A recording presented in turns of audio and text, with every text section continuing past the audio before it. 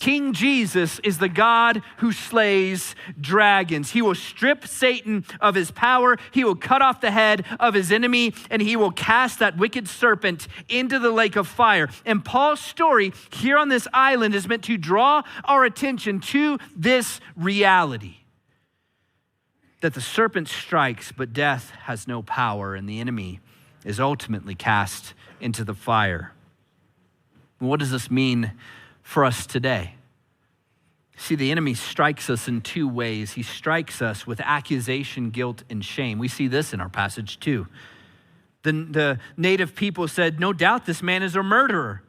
Though he has escaped from the sea, justice has not allowed him to live." There's accusation, there's guilt, there's shame. And what's crazy about the accusation is that it's true. It's true of the Apostle Paul. He committed Christians, both men and women, to death for following Jesus. Paul's past was one of hatred of Jesus and murder of God's people. I'm sure he had suffered guilt and shame for what he had done, even declared himself the worst of all sinners in 1 Timothy chapter 1, verse 15. However, this was no longer the truth about Paul. This was no longer the truth about Paul. This was no longer Paul's identity. Paul's identity was that of a new creation in Christ. A new creation in Christ. Because of new creation work of Jesus Christ, that hateful, murderous, wicked person that Paul used to be was put to death.